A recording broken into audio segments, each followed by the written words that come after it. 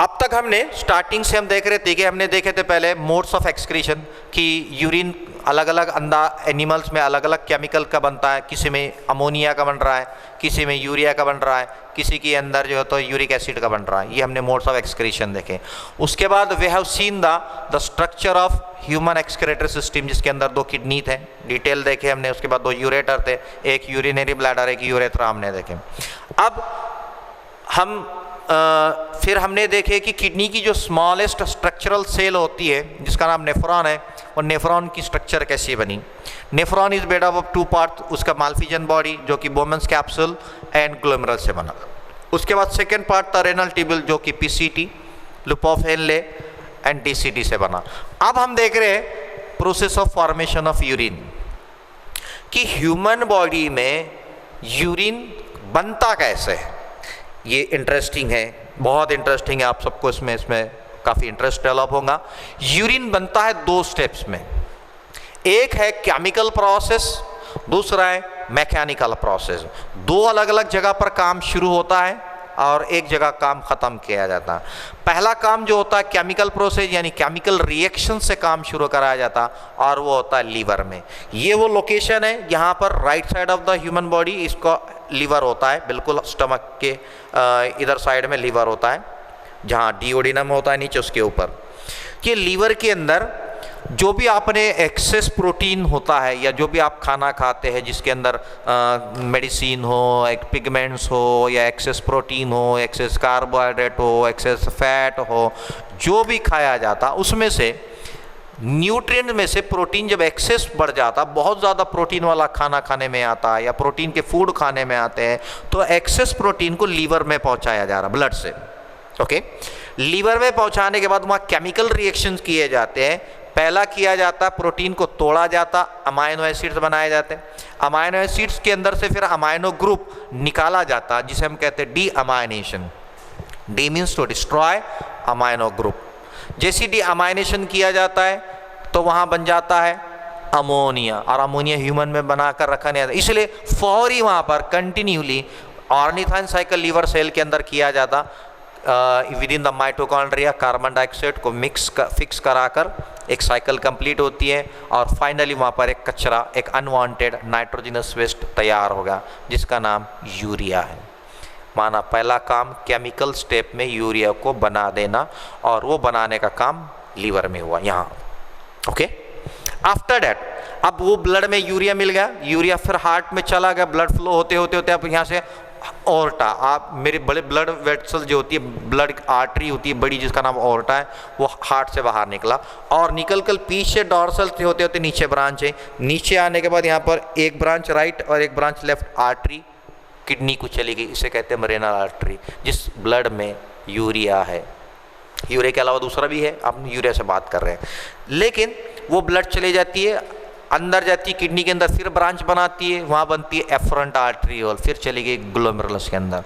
Glomerulus के अंदर जाने के बाद वहाँ पर कैपिलरी का नेटवर्क तैयार हुआ, फिर उसके बाद बाहर निकली एफरेंट आर्टरियोल, फिर जुड़कर रीनल। तो इस तरीके से अब वो जो ब्लड किडनी को पहुँचा, वो ब्लड के अंदर जो केमिकल प्रोसेस से लीवर में बन चुका था वेस्ट, उसको वहाँ फिल्ट्रेट करने का काम किया जाता, और वो होता है मैकेनिकल प्रोसेस। पावर का यूज़ किया गया है, पर ताकत का यूज़ किया जाता किडनी के अंदर, और ये काम किया जाता 3 स्टेप में। क्या काम है यहाँ पर? सेपरेशन, कलेक्शन एंड एलिमिनेशन, ये एक्चुअल प्रोसेस होता है यहाँ पर। तो अल्ट्रा फिल्ट्रेशन, अब फिल्ट्रेशन का मीनिंग ये होता है, चाय आपने देखी कि जैसे कि छाना जाता, होटल वगैरह में कपड़ा डालकर छाना जाता, तो पहला जो छनकर नीचे गिरता उसे फिल्ट्रेट कहते हैं, उस प्रोसेस को फिल्ट्रेशन कहा जाता। तो यहाँ पर पहला काम है फिल्ट्रेशन, लेकिन कैसा है? सादा फिल्ट्रेशन है, बारीक छन्नी से छाना जा रहा, डेट इज अल्ट्रा फिल्ट्रेशन किया जा रहा। दूसरा है फिल्ट्रेट होने के बाद छनकर जब नीचे गिरता है तो उसमें से सेलेक्टेड चीज़ों को वापस निकालना पड़ता है। कभी कभार छन्नी में जो छनकर कचरा गिरना था उसके साथ कुछ काम की चीज़ें भी छन कर गिर जाती, उनको वापस निकालना है, इसलिए सेलेक्टिव रीअब्सॉर्ब कर रहा जाता। और उसके बाद कुछ चीज़ें छनना चाहिए था, अनवांटेड थे, जिसका जाना ज़रूरी था, वो बचकर निकल जाते, छन नहीं थे और ब्लड के फ्लो में निकल जाते, उसको वापस निकाला जाता, उसे कहते हैं renal secretion. So these are the 3 main step. Mechanical process को हम डिटेल में देखने वाले, केमिकल तो नहीं देखने वाले। और तो मैकेनिकल प्रोसेस कैसा होता है। मैकेनिकल प्रोसेस में पहला स्टेप है अल्ट्रा फिल्ट्रेशन। ओके, तो अल्ट्रा फिल्ट्रेशन पूरी तरह से एक पैसिव प्रोसेस है। पैसिव माना यहाँ पर कोई एनर्जी का यूज़ नहीं होता, यूटिलाइजेशन नहीं होता, डायरेक्ट ब्लड आता है, प्रेशर डेवलप करता है और वहीं काम हो जाता है। यानी ग्लोमेरुलस का कोई उसमें अपना तरफ से एनर्जी यूज़ नहीं होती। So that's why it is a passive process. Ultra filtration के अंदर फिल्ट्रेशन किया जाता है under the hydrostatic pressure through semi permeable membrane in Malpighian body.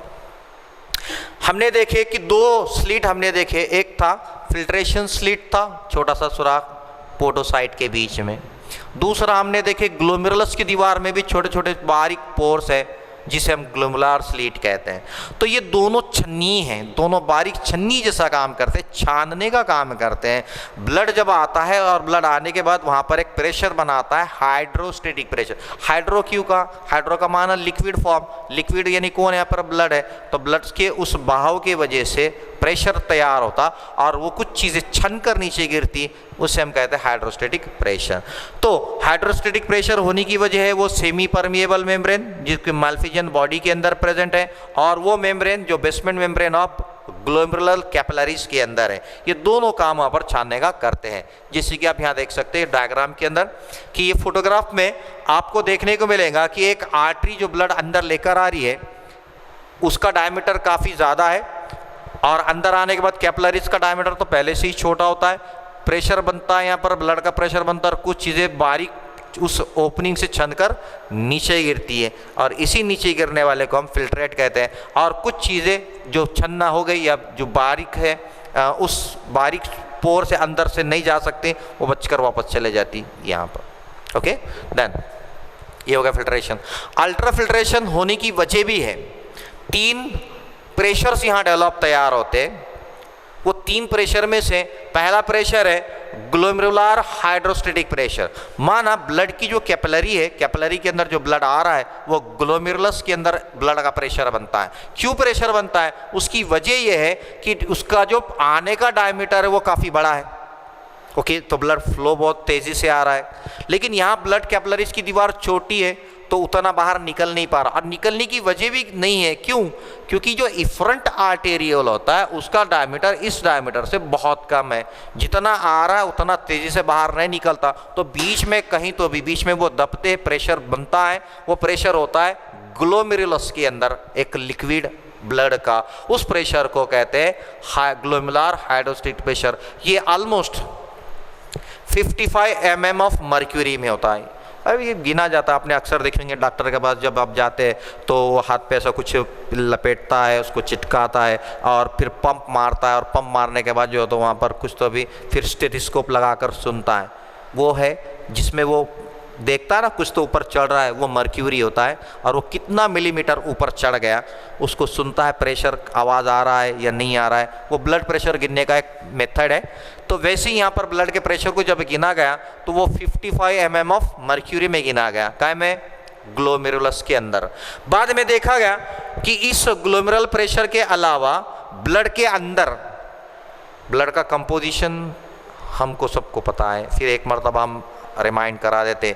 Blood में 2 चीज़ें होती है, एक होता है प्लाज्मा, दूसरा होता है ब्लड के सेल्स। अब सेल्स कौन से हैं? RBC, WBC, platelet. ये इतने बड़े साइज के होते हैं कि छन्नी से छनते नहीं। दूसरा, ब्लड के अंदर प्रोटीन्स पाए जाते हैं जिसका नाम है प्लाज्मा प्रोटीन। प्लाज्मा के प्रोटीन्स अलग अलग है, albumin, globulin, prothrombin, fibrinogen and heparin. ये 5 प्रोटीन मॉलिक्यूल्स है। ये प्रोटीन के कुछ प्रोटीन के साइज छोटा होता है, कुछ प्रोटीन का मॉलिक्यूल का साइज बड़ा होता है, लेकिन इनके अलावा प्लाज्मा में प्रोटीन के अलावा वहाँ पर हमने जो खाना खाए थे न्यूट्रिएंट्स वो भी उसी में मिक्स होते हैं। आपने जो दवा खाए थे ड्रग्स वो भी उसी में मिक्स होते हैं।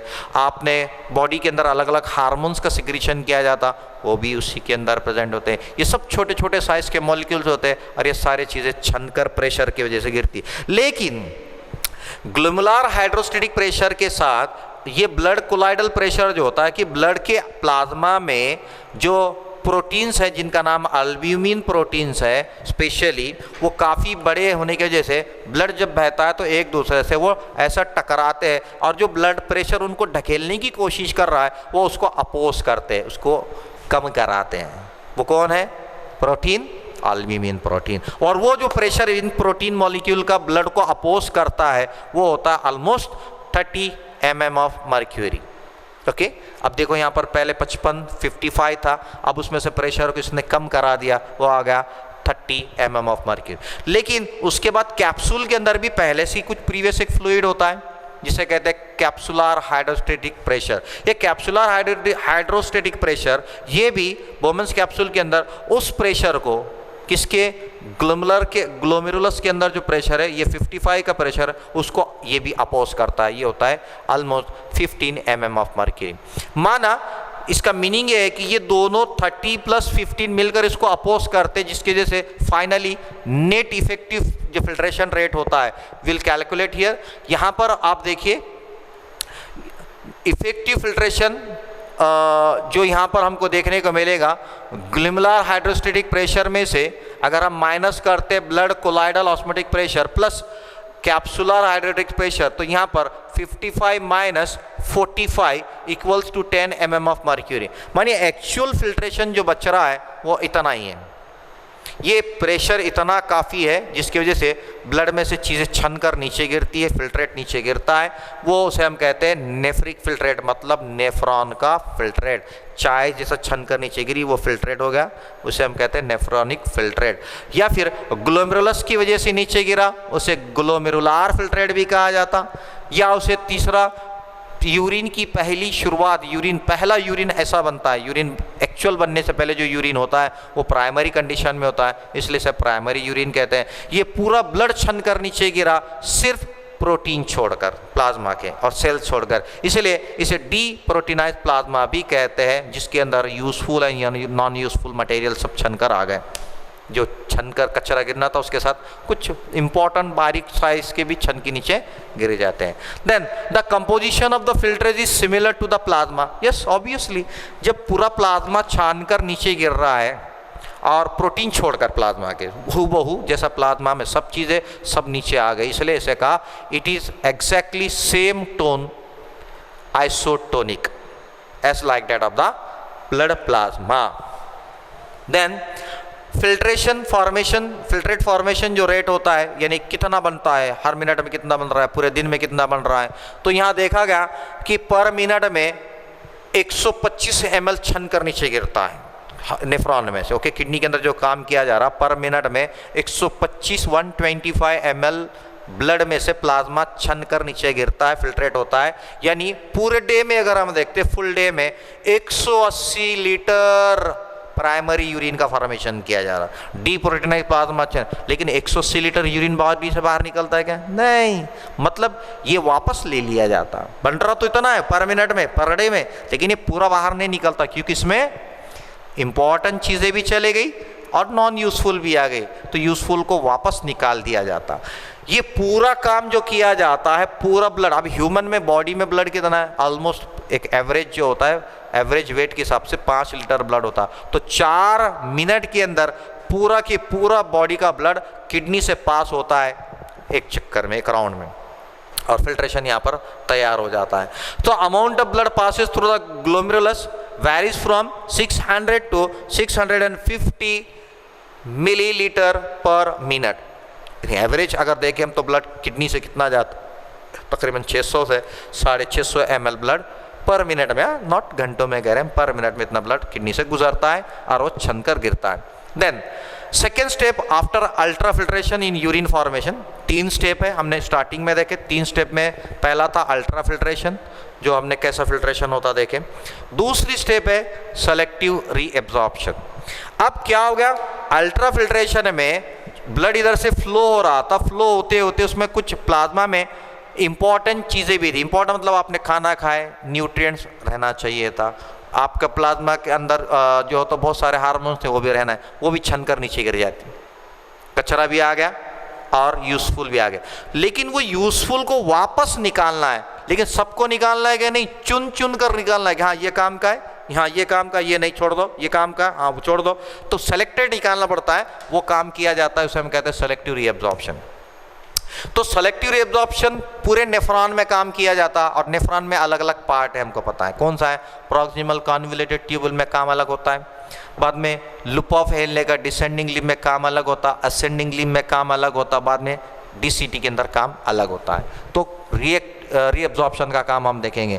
तो रीअब्जॉर्प्शन यूजफुल सब्सटेंसेस का ही किया जाएगा, नॉन यूजफुल का नहीं, बिल्कुल नहीं। नहीं कौन सा हो रहा है reabsorption? Reabsorption of only useful substances from primary urine या फिर डीप्रोटीनाइज्ड प्लाज्मा के अंदर से निकाला जाता है। तो ये काम किया जाता है जिसको हम हाई थ्रेशोल्ड सब्सटेंसेस, लो थ्रेश, यानी उसको डिवाइड किया गया है कौन सी बहुत ज़रूरी चीज़ें जिसको निकालना ही पड़ेगा, जैसे ग्लूकोज, जैसे कि वाइटल अमाइंस, जैसे कि कैल्शियम, सोडियम आयंस, कुछ वाटर होता है, वाटर भी तो छन के गिर रहा है, अमाइन एसिड को वापस निकाला जाता, पूरी तरह से निकाला जाता। और कुछ लो थ्रेशोल्ड जिनका थोड़ा बहुत निकाला, थोड़ा बहुत छोड़ दिया निकाला, जिससे कि जिसमें कुछ यूरिया को निकाल थोड़ा बहुत ज़रूरत होता है बॉडी के अंदर रीगेन किया जाता, कुछ यूरिक एसिड को। लेकिन नॉन थ्रेशोल्ड सब्सटेंसेस ऐसे होते हैं जिनको बिल्कुल नहीं निकाला जाता, जिनका होना भी ज़रूरी नहीं होता, जिनका रखना भी ज़रूरी नहीं होता, वो जैसे कि एग्जाम्पल क्रिटिनाइन, हिप्योरिक एसिड एक्सेट्रा, ये पूरे निकाल दिए जाते हैं। तो will go for the selective reabsorption. Selective reabsorption जो होता है अलग अलग केमिकल प्रोसेस और मैकेनिकल प्रोसेस अंदाज होता है जो काम करने का। एक तो होता है डिफ्यूज़न, एक फिजियोलॉजिकल प्रोसेस है डिफ्यूजन। क्या है definition? Just see the definition, very interesting. The process of movement of ion, atom और मॉलिक्यूल ऑफ सॉलिड, लिक्विड और gas from higher gradient to the lower gradient is called as the diffusion. What is diffusion? Simply the movement of ion, atom, molecule. वो बहुत छोटा सा है या उससे थोड़ा बड़ा है, फिर बड़ा, वो किसका? वो सॉलिड का आयन एटम मॉलिक्यूल हो, या वो लिक्विड का आयन एटम मॉलिक्यूल हो, या वो गैस का आयन एटम मॉलिक्यूल हो, जब वो मूवमेंट करता है कहाँ? From higher gradient to the lower grade, उस तरफ जहाँ वो बहुत ज़्यादा है, उस तरफ जहाँ बिल्कुल वो कम है, ऐसी मूवमेंट को डिफ्यूजन कहा जाता है। ये मेम्ब्रेन के पार भी हो सकता है, एक मेम्ब्रेन के इधर उधर भी हो सकता है, या बिना मेम्ब्रेन के भी हो सकता है, depends situationally. Second word is here osmosis. Osmosis के लिए मेम्ब्रेन होना शर्त है, कंडीशन है। कौन सी मेम्ब्रेन है? सेमी परमिएबल है। और मेम्ब्रेन की एक तरफ एक सॉल्यूशन होना, मेम्ब्रेन की दूसरी तरफ दूसरा सॉल्यूशन होना। एक सॉल्यूशन के अंदर वाटर कंटेंट ज़्यादा होना, दूसरे के अंदर वो गाढ़ा होना, तब मूवमेंट होता है। The movement of water molecule from hypotonic solution toward the hypertonic solution through a semi-permeable membrane is called as osmosis। इसी को कहते हैं ऑस्मोसिस। यानी जब दो सॉल्यूशन एक मेम्ब्रेन से सेपरेट कर दिए जाते हैं, एक सॉल्यूशन थोड़ा पतला है, पानी ज़्यादा है, एक सॉल्यूशन थोड़ा गाढ़ा है, तब वो पतले सॉल्यूशन का पानी मेम्ब्रेन से क्रॉस होते हुए उस तरफ जाता है जहाँ पर गाढ़ा सॉल्यूशन है, तब ऐसे पानी की मूवमेंट को ऑस्मोसिस कहते हैं। यानी मेम्ब्रेन होना कंडीशन है। फिर ये दोनों अंदाज, वो डिफ्यूजन का हो या वो ऑस्मोसिस का हो, एक तो वो एक्टिव या पैसिव ट्रांसपोर्ट किससे किया जाता। एक्टिव माना वहाँ एनर्जी का रिक्वायरमेंट, वो नहीं सेल खुद काम करती है तब उसको एनर्जी यूज़ करना पड़ती है खुद की, तब उसे कहते हैं एक्टिव प्रोसेस। या खुद पे खुद आ रहा है, उसको कुछ नहीं रेडीमेड जिसे बोलते हैं ना आयता मिल रहा है, तब उसे हम कहते हैं पैसिव। तो यहाँ पर दो टाइप से तो एक्टिव ट्रांसपोर्ट के लिए एनर्जी लगती है। अब एक्टिव ट्रांसपोर्ट कराने के लिए जैसे कि अमाइन एसिड को कराया जाता है, ग्लूकोज के मॉलिक्यूल को कराया जाता है, विटामिन को किया जाता है, सॉल्ट्स को किया जाता, ये सीधे नहीं आ सकते, इनको एक्टिव प्रोसेस का लाना पड़ता। और पैसिव के अंदर जिसको एनर्जी नहीं लगती, जैसे कि वाटर का मॉलिक्यूल आ जाता है और क्लोराइड मॉलिक्यूल्स आ जाते हैं, आयंस आ जाते हैं। तो हम देखेंगे reabsorption in PCT, reabsorption in descending limb, reabsorption in ascending limb and DCT separately एक एक देखेंगे। पहला हम देखेंगे reabsorption in proximal convoluted tubule by active। यहाँ प्रोसेस कैसा है? Active. What is active? Use of energy. माना यहाँ के माइटोकॉन्ड्रिया बहुत ज़्यादा अपनी एनर्जी को यूज करते हैं उसको लेने के लिए। अच्छा, एक्टिव का एग्जाम्पल देते हैं हम। जैसे कि एक छत है, छत के ऊपर एक बड़ा पानी का टैंक रखा है, अगर उसके अंदर हमको नीचे से ज़मीन से अगर पानी ऊपर पहुंचाना है तो वो पाइप लगाने के बाद पानी नहीं, एक पानी मोटर लगाना पड़ती है, एनर्जी लाइट ऑन करना पड़ती है, लाइट इलेक्ट्रिक एनर्जी का यूज़ करने के बाद पानी अगेंस्ट द ग्रेविटी जा रहा है, तब उसे हम कहते हैं एनर्जी यूज हुई, इलेक्ट्रिक एनर्जी। लेकिन वहीं अगर पानी टाकी का ऊपर का एक पाइप लगा दो, उसका नॉब खोल दो, पानी नीचे खुद बगाएगा, उसे कहते हैं पैसिव, कोई एनर्जी नहीं लग रही। तो वैसे ही यहाँ पर किया जा रहा है, एक्टिव रीअब्जॉर्प्शन में ग्लूकोज को 100% पूरा निकाला गया पीसीटी में, अमाइनो एसिड को 75% निकाला गया पीसीटी में, सोडियम आयंस को निकाला गया 70%, पोटेशियम आयंस को निकाला गया, बाद में कैल्शियम आयंस को निकाला गया। कहाँ से है? वो जो छन के नीचे गिरा, प्रेशर के बाद जहाँ फिल्ट्रेट तैयार हुआ, वो फिल्ट्रेट में ज़रूरी भी आए थे, गैर ज़रूरी भी आए थे, उन सबको निकाला जा रहा है, इम्पॉर्टेंट चीज़ों को निकाला जा रहा है। ये है वो चीज़ें, कहाँ? पीसीटी में।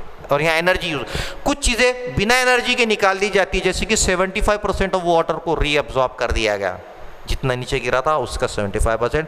Then potassium ions and chloride ions को भी उसमें से निकाल दिया जा। जब ये सारी चीज़ें जब निकल जाती है तो उसका टोन जो होता है, वो जो उसका गाढ़ापन है, उसका टोन जो है वो आइसोटोनिक होता है, just like that of the blood plasma. बाद में reabsorption in a loop of Henle का डिसेंडिंग लिम्ब, डिसेंडिंग लिम्ब के अंदर एक्टिव एब्जॉर्प्शन नहीं होता। क्यों? इसकी ऑलरेडी हमने देखी कि पतली दीवार है and it is absorb permeable to only water not salt, इसलिए यहाँ पर सिर्फ पैसिव एब्जॉर्प्शन किया जाता, 5% ऑफ वाटर निकाला गया। पहले 75% को निकाला गया, अब 5% को निकाल दिया। सो यहाँ जैसे पानी निकाल दिया गया तो सोल्यूशन वहाँ पर थोड़ा सा पतले से अब गाढ़ा हो गया, पानी निकल गया ना, इसलिए हाइपरटोनिक हो गया। यहाँ पर आप देख सकते हैं कि यह है डिसेंडिंग लिम्ब के अंदर सिर्फ वाटर को निकाला गया। अब उसके बाद आती है next step, reabsorption in ascending limb, ऊपर की तरफ जो जा रही है। यहाँ एक्टिव रीअब्जॉर्प्शन क्या, क्योंकि इसकी जो वॉल है वो सिर्फ परमिएबल टू सॉल्ट है, यहाँ वाटर रीअब्जॉर्ब नहीं किया जाएगा। सो यहाँ एक्टिव रीअब्जॉर्प्शन में सोडियम सॉल्ट आयंस को निकाला गया, पैसिव एब्जॉर्प्शन में क्लोराइड एंड पोटेशियम आयंस को निकाला जाता है। जैसे यहाँ पर सिर्फ नमक निकला, पानी नहीं निकला, तो सोल्यूशन फिर जो पहले गाढ़ा हो गया था, नमक निकालने से अब उसका टोन हाइपोटोनिक होगा, थोड़ा सा पतला हो जाता है। देन यहाँ पर हम देखते हैं कि very important note is here, about 80% of water is reabsorbed in PCT, PCT के अंदर ही मैक्सिमम पानी को निकाल देगा 75+5, एंड लूप ऑफ हेनले में बाय ऑस्मोसिस से निकाला जाता, PCT and loop of Henley में। ये इसे हम कहते हैं ऑब्लिगेटरी रीअब्जॉर्प्शन ऑफ वाटर। माना यहाँ देखिए फोटोग्राफ में, यहाँ पर भी पानी निकाला गया 75%, यहाँ निकाला गया 5%, माना ये 75+5 80% जो वाटर निकाला गया, ये PCT and descending loop of Henley में, ये इनका ऑब्लिगेटरी रीअब्जॉर्प्शन ऑफ वाटर कहते हैं। ऑब्लिगेटरी मतलब वो उसी का ही काम है, उसी को ही करना पड़ेगा, उसे हम कहते हैं। जैसे कि I am obligate to my duties, ये मेरी जिम्मेदारी, मुझे ये करना पड़ेगा, तो इसलिए यहाँ इसको ऑब्लिगेटरी वाटर रीअब्जॉर्प्शन कहा गया। Then reabsorption in ascending limb, अब वो ऊपर की तरफ लेकर जा रहा है। असेंडिंग लिम्ब में water, sorry we have already discuss. Now reabsorption in DCT, distal convoluted tubule में। अब डिस्टल कन्वोल्यूटेड ट्यूबवेल में क्या किया जाता? एक्टिव रीअब्जॉर्प्शन में सिर्फ सोडियम आयंस को निकाला जा रहा, पैसिव रीअब्जॉर्प्शन में पोटेशियम आयंस है, क्लोराइड आयंस है, और यहाँ पर फिल से फिल्ट्रेट का टोन बदल गया, हाइपो से आइसोटोनिक हो जाता है टू द ब्लड प्लाज्मा। यहाँ पर we are having one note again here, under stress condition in DCT and common collecting tubule, water is reabsorbed under the influence of ADH hormone या जिसे vasopressin भी कहते हैं, और इस तरीके के पानी के निकालने को फैकल्टेटिव रीअब्जॉर्प्शन भी कहा गया। अभी जैसा कि हमने देखे कि पीसीटी और डिसेंडिंग लूप ऑफ हेनले का काम था पानी को निकालना 80%, वो उन्होंने कर दिया ऑब्लिगेटेड।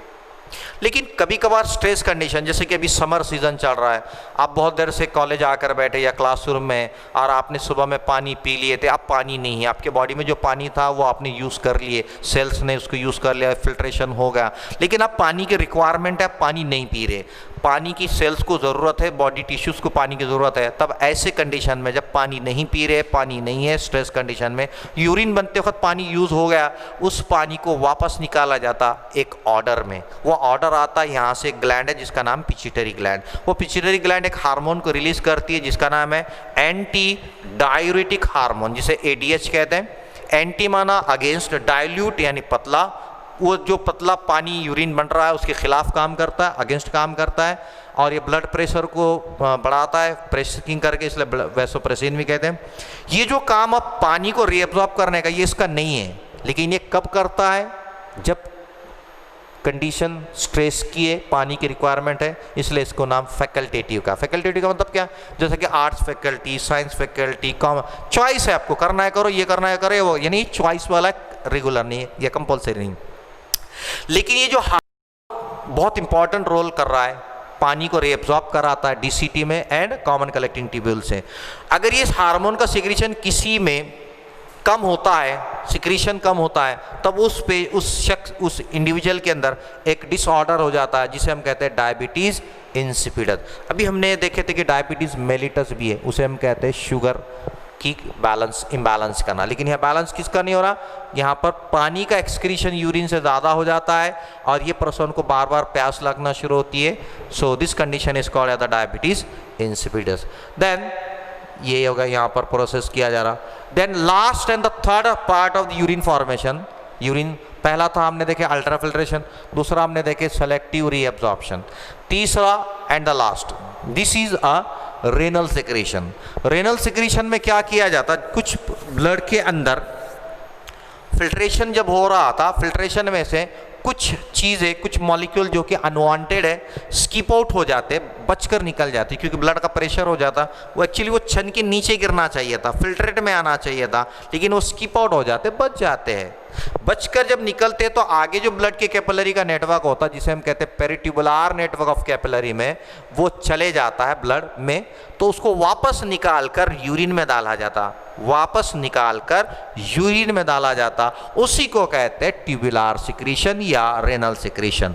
तो क्या होता है, कौन सी चीज़ें होती है जो बचकर निकल जाती है? जैसे कि यूरिक एसिड है, जैसे कि क्रिएटिनाइन है, जैसे कि ह्यूपीरिक एसिड है, जैसे कि पोटेशियम आयंस है, H+ आयंस है, अमोनिया के कुछ मॉलिक्यूल्स है, एक्सेट्रा। ये चीज़ों को निकाला जाता, निकालकर वापस यूरिन में कॉन्सेंट्रेशन कराने के लिए डाला जाता। तब ऐसे प्रोसेस को कहते हैं सेलेक्टिव रीएब्जॉर्प्शन। एंड फाइनली यहाँ पर यूरिन अब जो तैयार होगा, जो रह गया, वो फाइनल यूरिन होता है। और यूरिन फाइनली फिर उसको कलेक्ट किया जाता और कलेक्ट कर कर उसको यूरेटर से यूरिनरी ब्लैडर में पहुंचाया जाता। बाद में यूरिनरी ब्लैडर से उसको आउटसाइड द बॉडी निकाला जाता under the hormone, under the stress of brain control as well as the self voluntary muscle से निकाला जाएगा। So will stop here, will continue next. Okay, thank you.